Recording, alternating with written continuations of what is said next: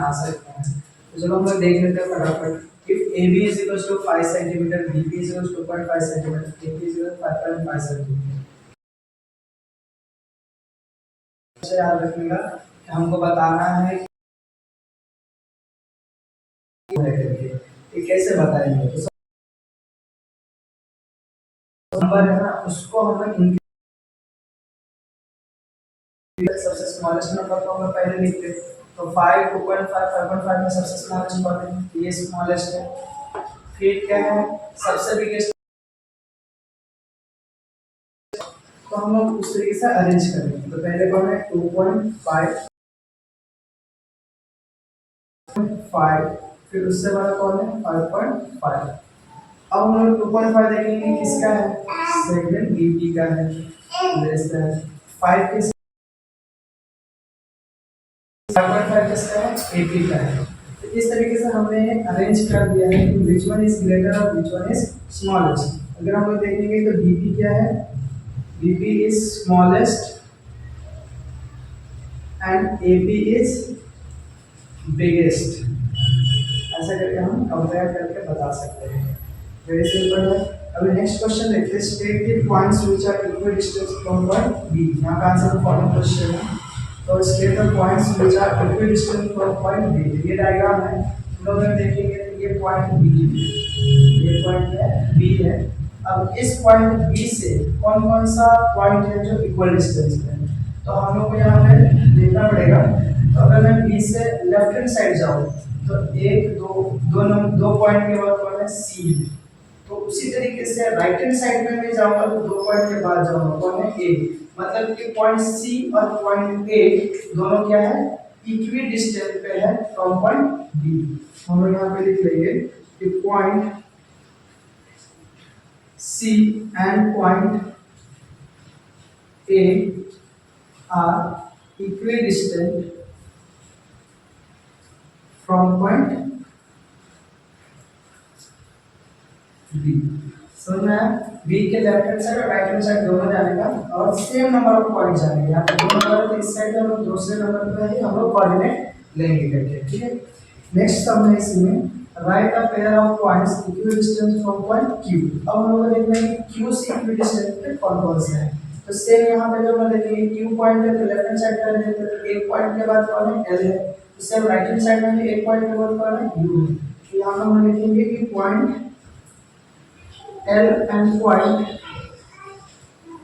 U are at equidistant from point Q। एक तो ये हो गया और एक और पेयर है।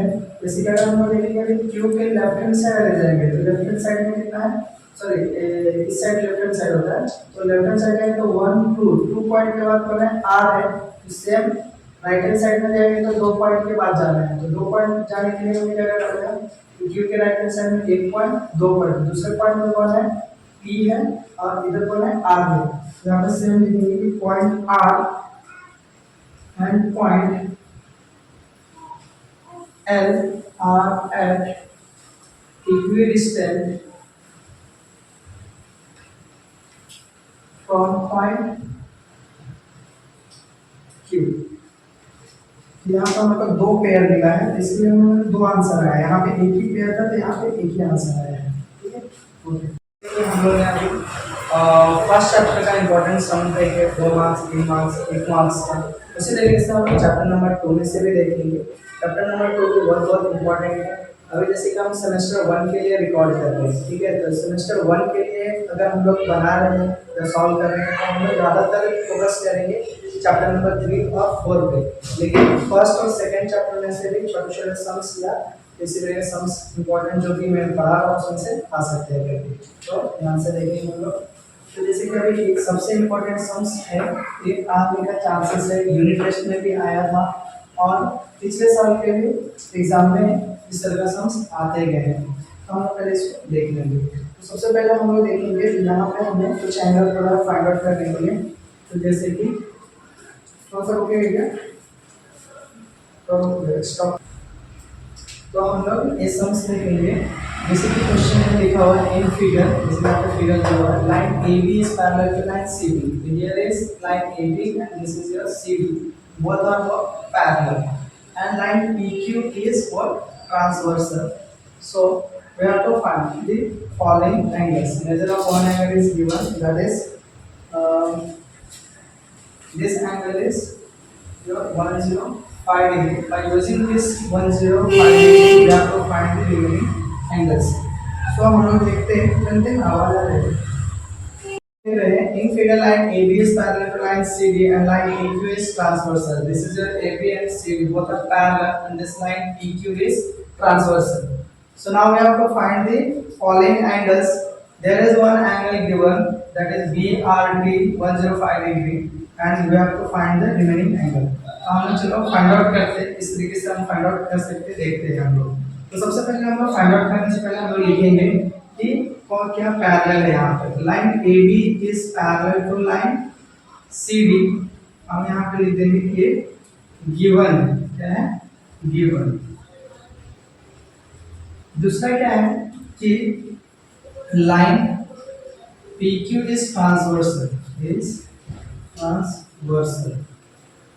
ठीक है। और एक एंगल दिया हुआ है थोड़ा सा, angle B R T, BRT is equals to 105 degree. अब हम लोग को बाकी के एंगल फाइंड आउट करना है। हम लोग लिखेंगे फर्स्ट एंगल हम लोग देखेंगे ART मींस दिस एंगल। अब दिस एंगल कैसे मिलेगा ART?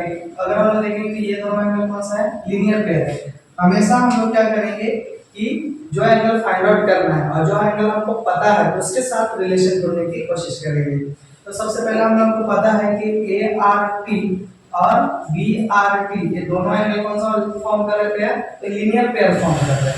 हम लोग लिखेंगे कैसे, देखो, तो angle ART plus angle BRT is equal to 180। जैसे कि हम लोग को पता है कि लीनियर पेयर जो होते हैं वो क्या होते हैं, सप्लीमेंट्री। तो यहाँ पर हम लोग रीजन लिखते हैं, लीनियर पेयर आर सप्लीमेंट्री।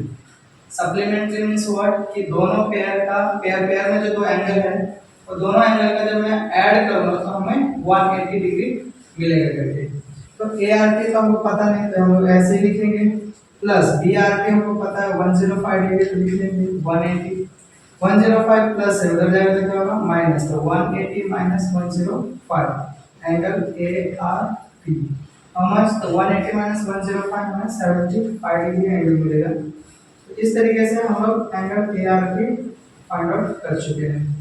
तो अब एक हमको कितना मिला, 75 डिग्री। नेक्स्ट एंगल देखेंगे तो हमको कौन सा फाइंड आउट करना है, CPQ मींस ये वाला एंगल। अब ये वाला एंगल किसके साथ रिलेशन है, तो अगर हम देखेंगे कि इसके साथ तो एंगल का रिलेशन है नहीं, हमको पता है कितने रिलेशन होते हैं। तो फर्स्ट होते हैं करस्पॉन्डिंग एंगल, दूसरा होता है अल्टरनेट एंगल, और तीसरा होता है interior angle, linear pair means supplementary 180 degree और इंटीरियर मतलब है 180 डिग्री। फिर होता है opposite angle, one by one सब कुछ मैं बताऊंगा क्या होता है अपोजिट एंगल। फिर एक होता है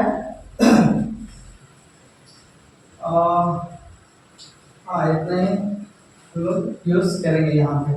तो चलो हम लोग देखते हैं, जैसे कि हम लोग ने ART फाइंड आउट कर लिया, दूसरा हमें CPQ फाइंड आउट करना है। अब CPQ फाइंड आउट करना है तो 105 के साथ या तो 75 डिग्री के साथ, दोनों में से किसी एक के साथ हमको रिलेशन फाइंड आउट करना पड़ेगा। अगर हम लोग ध्यान देंगे तो करस्पॉन्डिंग एंगल जो होता है ना वो सेम साइड एंगल होता है, या तो ये जो ट्रांसवर्सल है उसके लेफ्ट हैंड साइड या तो राइट हैंड साइड। तो अगर हम लोग देखेंगे तो सेम साइड होता है तो भी यहाँ पे दो पैरेलल लाइन है, तो हम लोग हमेशा याद रखेंगे कि ऊपर बात करें कि ये जो एंगल होगा किसके साथ पेयर बनाएगा, इसके साथ बनाएगा। जो नीचे वाला एंगल है और नीचे वाले के साथ पेयर बनाएगा। यहाँ पे 75 डिग्री क्या है, इस लाइन के नीचे है, यहाँ पे किसके साथ पेयर बनाएगा, ए लाइन के नीचे वाले के साथ। और करस्पॉन्डिंग एंगल क्या होते हैं, कॉन्ग्रुएंट होते हैं। तो यहाँ पे ए सी टी क्यू का रिलेशन किसके साथ मिला है, ए आर टी के साथ। हम लोग यहाँ पे यूज कर लेंगे सेकेंड है, हम लोग फाइंड आउट कर रहे हैं।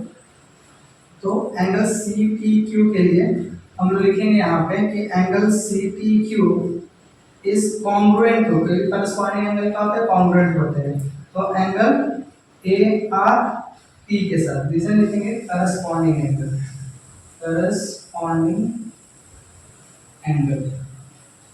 तो यहाँ पे जितना ए आर टी है, जैसे 75 डिग्री है, तो एंगल सी टी क्यू भी हमें 75 डिग्री मिल जाएगा करके। नेक्स्ट है थर्ड एंगल पर सब फाइंड आउट करना है, वो भी हम लोग लिख लेते हैं। थर्ड एंगल है डी टी क्यू। तो डी टी क्यू, अब डी टी क्यू की तरह है, डी टी क्यू ये वाला एंगल हम डी टी क्यू बोलते हैं। अब ये डी टी क्यू देखो, फिर से इसका रिलेशन निकालो, या तो तुम इसके साथ निकालो, तो ये भी हमको मिल चुका है, ये कितना मिला है 75 डिग्री। या तो इसके साथ रिलेशन निकालो, या फिर इसके साथ रिलेशन निकालो, या फिर इसके साथ रिलेशन निकालो। तो किसके साथ रिलेशन बना था वो देखना है। अगर हम देखेंगे ध्यान से, तो ये एंगल इस साइड है और ये भी एंगल राइट हैंड साइड है, दोनों एंगल किधर है, राइट हैंड साइड में। अब दोनों एंगल राइट हैंड साइड में, तो भी देखेंगे लाइन की किधर है, नीचे नीचे है या ऊपर ऊपर है। अगर नीचे नीचे होगा तो भी चलेगा, ऊपर ऊपर है तो भी चलेगा। यहाँ पे देखते हैं, एक इस लाइन के नीचे है, ये भी एंगल इस लाइन के नीचे है, तो मतलब बी आर टी के साथ क्या होगा, डी टी क्यू इक्वल होगा, क्योंकि दोनों करस्पॉन्डिंग एंगल फॉर्म कर रहे हैं। यहाँ पे लिखेंगे कि angle D T Q is congruent to angle B R T. Reason लिखेंगे करस्पॉन्डिंग एंगल। एक बच्चों देखो एक चीज और है इसमें कि ये सी टी क्यू के साथ भी रिलेशन बनाता है, दोनों कॉन्सेप्ट क्या बनाते हैं, लीनियर पेयर। लीनियर पेयर भी हम लोग यूज कर सकते हैं, या फिर करस्पॉन्डिंग एंगल भी हम यूज कर सकते हैं। यहाँ से हमें डायरेक्टली डी टी क्यू मिल जाएगा, क्योंकि बी आर टी हमको मिल चुका है हाउ मच, या फिर बी आर टी तो हमको गिवन है 105 डिग्री। इस तरीके से हमने पर्सन डी टी क्यू भी हमने फाइंड आउट कर दिया है। तो अभी नेक्स्ट लास्ट है एंगल पी आर बी है। तो एंगल पी आर बी, तो देखते हैं पहले पी आर बी की तरफ। पी आर बी मतलब ये वाला एंगल, बाकी तो और कर देते ताकि कंफ्यूजन ना हो। तो इस तरीके से कर देते हैं। पी आर बी की बात करें, पी आर बी और ए आर बी, अब हम लोग इसका देखेंगे ये एंगल का इसके और इसके साथ क्या रिलेशन है। तो देखिए ये एंगल इसके साथ लीनियर पेयर बनाएगा और इसके साथ क्या बनेगा, वर्टिकली अपोजिट एंगल बनाएगा।